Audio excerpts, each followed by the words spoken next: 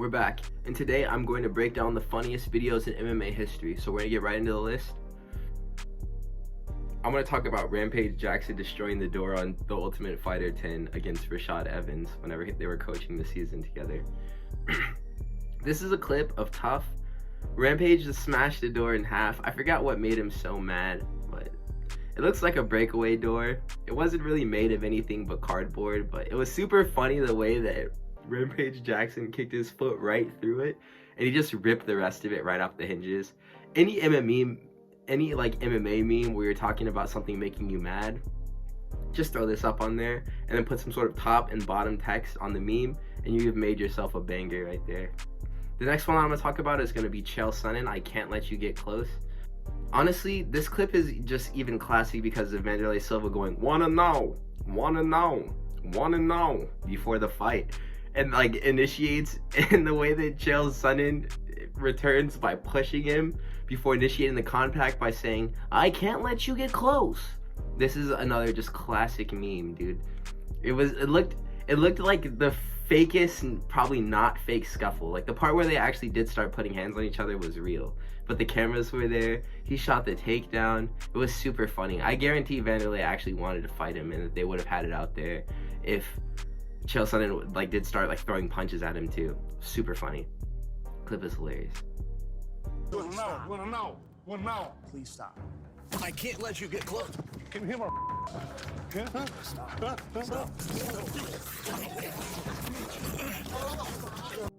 So the next one I'm gonna talk about is gonna be Conor McGregor on that white, man. Any clip that you can find of Conor McGregor at a club, you know, geeking, it should be placed here. And I could have excused this as bad angles or the steroids maybe at one point, but some clips of him from gambling streams or nightclubs or at fight nights of his own promotions at BKFC or other ones or boxing matches, it makes it way too evident that he's on that yayo, man. And it's pretty tragic because he does have a family. And just recently he's been charged with SA, which is a big thing for him to have gotten hit with, dude. That matters. And this habit likely is something to do with that case, bro. And I don't want to read too far in between the lines, but you know, that Snow McGregor is a complete animal, and he's an absolute 180 from the motivated one that we saw at 145. And I pray every night that this vintage McGregor comes back and stops messing around, but we have got some pretty funny clips from this era, man.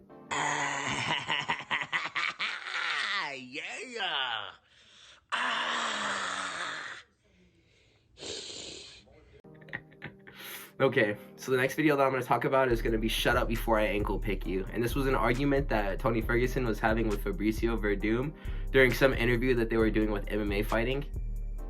I guess Fabricio Verdum got into it with him online after they were tweeting at each other or at the press conference itself. But Tony Ferguson, I think he might speak Spanish, I'm not even for sure. So Fabricio Verdum knows Spanish, and instead of speaking Portuguese, he started insulting Tony Ferguson in Spanish, and he was calling him all types of bad names. And there's a funny clip, this is also where the hold on brother I'm talking, I think that's what happened. He said hold on brother I'm talking, and then Fabricio Verdum got mad.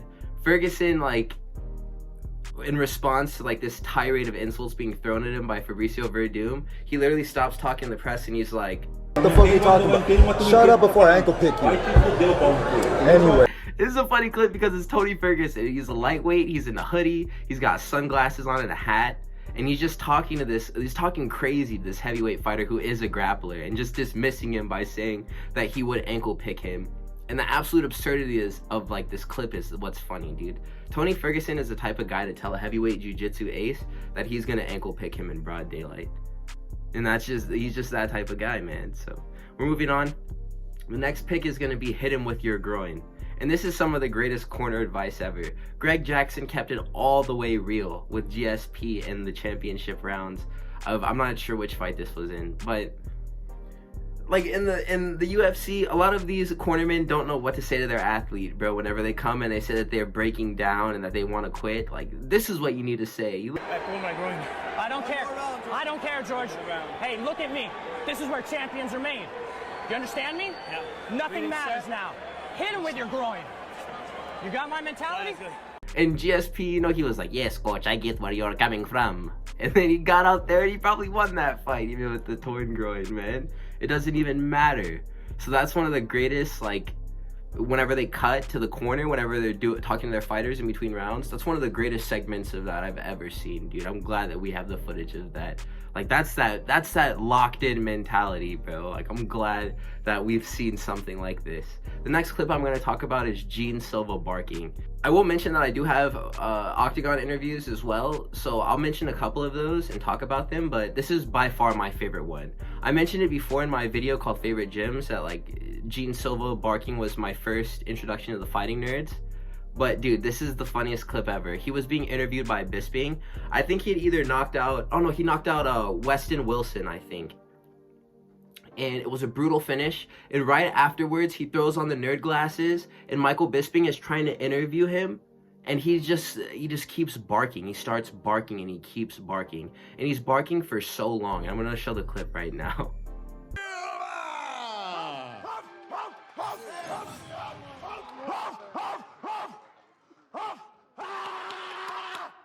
This is one of the greatest Octagon interviews of all time, and you cannot change my mind about this. The Lord Assassin! So the next one that I'm going to be talking about is like Moicano's Octagon interviews as well. I feel like he has some of the best clips in the UFC history as far as funny moments go. Moicano is more American than most Americans who were born here in this country, and I think that it's hilarious how he uses his platform to talk about freedom and the economy. I love the First Amendment. I want to carry and all I love it, property, and let me tell you something. If you care about your country, read Ludwig von Mises and the 6 lessons of the Austrian Economic School. Like he has after his fights. Money Moicano just wants some money, man. And he's done a lot of studying of like great economists who have had the ideas about gaining capital, and he talks about them, you know, and he's very well versed in that field. He has very broken English still that he put together what he knows how to speak just by playing Call of Duty, he said. So you can tell his dialect is definitely like a gamer, man, and he's using it to say something that's like actually very profound, and I think that it's funny. And you can tell, like, whenever he is talking on the mic that he just got done getting punched in his head, bro. But he can still muster the strength to scream his lungs out to the point of almost passing out every time. And it's not like he's just talking about nothing, bro. This is real knowledge. And he's imparting it to the audience after he wins for free, bro. And all of them are great. I'm just probably going to stick a random clip of him just shouting about money here, dude, because it's all good stuff. I lost to Jose Aldo on the featherweight, but right now I can't afford to lose because I have a family to feed. The next thing I'm going to talk about. So, dude, I feel like this is Charles Radtke in Australia. His Octagon interview in Australia is one of the most legendary ones of all time. I don't know if I'm even allowed to play it. I want to. I might bleep what he said and just play it. But man, like, I got a lot of praise for, like, this dude over Manel Cap for having the nuts on him to say it first, bro. And this was on the same card as Manel Cap calling out Kai Kara-France and saying that, like, he's gonna dodge the fight because his whole team is like, are a bunch of but he's the pioneer of this gamer world, Charles Radtke, and he used it to describe the Australian crowd he was getting heckled by leading up to his fight with Blood Diamond. So I'm not sure if I can play this clip. I'm gonna figure out how I can get it in the video because I want you guys to see it. It's hilarious. I'm here with Charles Radtke. Charles, how good did it feel to get your first UFC victory? It felt great. And so fuck all you faggots up in the fucking crowd. Come down here and get some, you pussy ass bitch.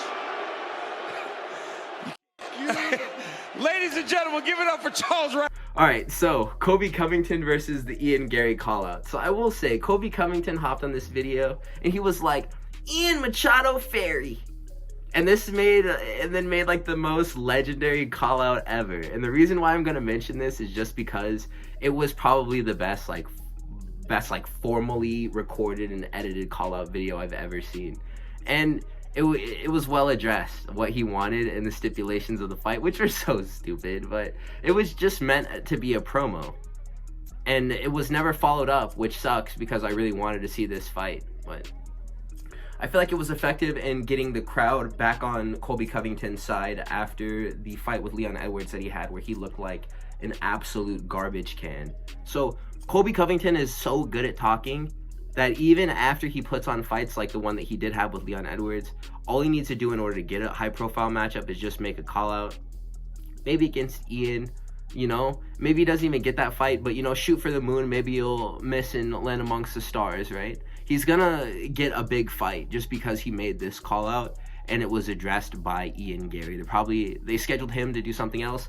They gave Colby Covington Joaquin Buckley. That's a big fight. Let me teach you all a lesson about how you bait someone. Ian Gary, you translucent cuck. You wanted my attention?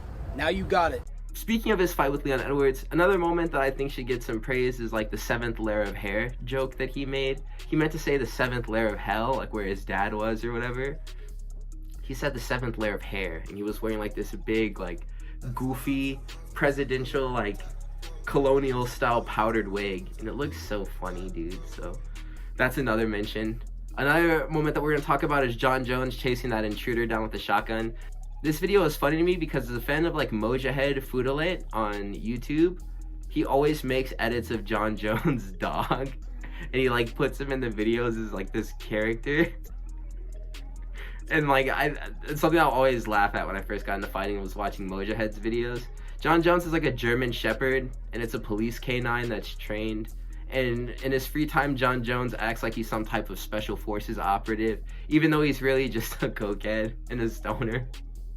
And there was this one time somebody broke into his truck on his property, or like his garage or something, and he was like trying to steal something out of his car. And he left, and you can see on like Ring camera footage, Jon Jones running out of the house, his little skinny legs, with a shotgun in front of him, and he's scuttling out, and he's like, "Hey, get back here, man!"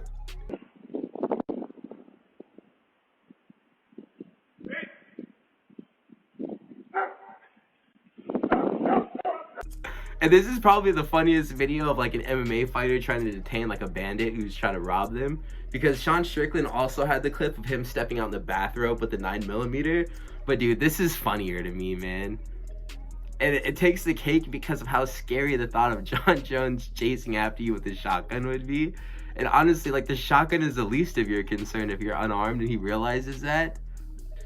So the next video that we're going to talk about is going to be Islam eating Daniel Cormier's food. They train at the same gym together, as we've established in the fighter gyms that I like video. I feel like a casual opinion, though, is that Islam Makhachev doesn't have much of a personality, bro. That guy is super funny.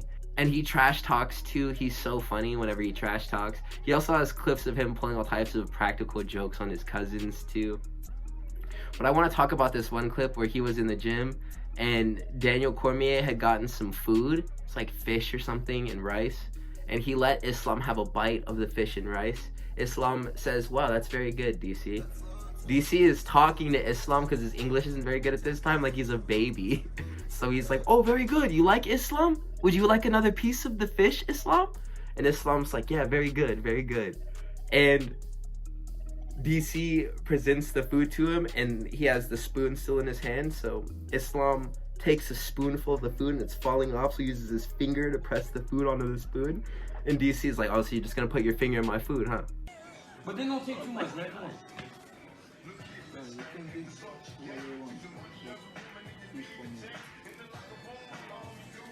Hey man, you gonna put your finger in my food, man? And then he just tries to steal the plate afterwards, man. And I just want to bring attention to this because Islam has a bunch of other clips like this, and they're all super funny, and they never get talked about because he's not very liked for whatever reason. But if you do ever stop warming up to like Makhachev, you'll find he's actually a pretty charismatic character. So I wanted to mention a funny moment that he had. The next moment that I'm going to talk about is going to be Pereira giving Papi Gio a haircut. This is probably the biggest I've ever seen Alex Pereira smile, man. And like, Papi Gio used to be a independent creator, and he started working with Full Violence after a while. He's been making viral content, like he imitates fighters getting knocked out. He linked up with Alex Pereira after he mocked him getting knocked out by Izzy and falling the way that he did, and he like perfectly replicated Alex Pereira's fighting style just by like charading it in front of his camera. It was pretty funny. Honestly, that guy's a W creator. But he ended up giving Papi Gio a haircut, Alex Pereira. And it's funny because Alex, he thinks it's funny to mess up the haircut on purpose. So like they're using like some hand clippers and they just make the top of his head bald. He has hair on the sides and he's wearing a hat. So they like can put the hat on and it looks like he still has hair, but he's really bald and all of the areas that the hat is covering. So funny, man. And like Alex Pereira just starts dying afterwards. And like I still haven't seen a video of Alex Pereira smiling that big, other than whenever he's with that kid, bro, because they're always playing jokes on him, and Alex Pereira thinks he's funny. I've never seen my head like this ever, bro.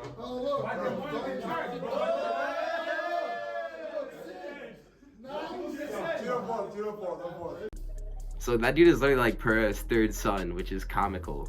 The next thing that we're going to talk about is going to be Nick Diaz. Nick Diaz.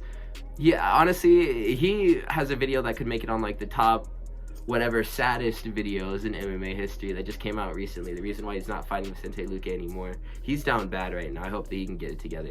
But what I want to talk about is Nate Diaz choking out fake Paul, man. There was this moment in the buildup of the Nate Diaz and Jake Paul fight, their boxing match, where he got into a scuffle with a team of guys outside of a nightclub, Nate Diaz did, and fake Paul was there, the guy who looks like Logan Paul. He walked up to Nate Diaz, and Nate Diaz just grabs him and standing guillotines him until he goes unconscious, and he drops him, and then he busts his head on the floor. And I want to mention this just because it is such a funny thought to think that Nate Diaz actually thought that he had gotten a hold of the real Logan Paul in that moment. He was like, yeah, I got you now, man. What are you gonna do? And he drops him and his head just blows up on the concrete.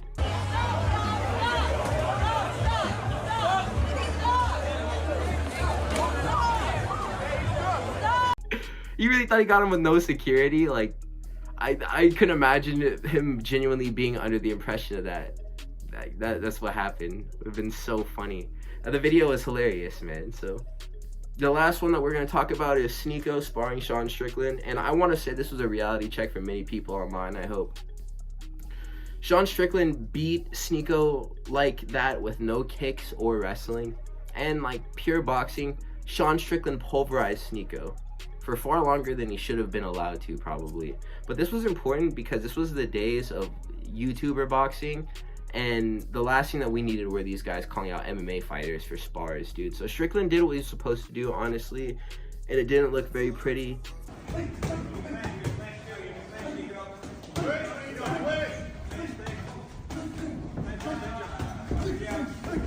Jesus Christ. These are just like average people, and like these are trained fighters on the other side of it. So there has to be some type of display of what that looks like. And Sean Strickland is just, he's a jerk. So if you do call him out to fight, you're going to get a fight like you asked for. That's going to be the list, you guys. There's been a lot of funny moments in this sport that I can call back to. If you guys have some that you think that I've missed, please put those in the comment section. I will read all of them. Give me video ideas, please, of things that you guys would like to see. No week of UFC this time around has got me feeling kind of down, but we'll make it through. I hope that you guys have a wonderful day, week, and I will catch you fellas in the next one. Take care.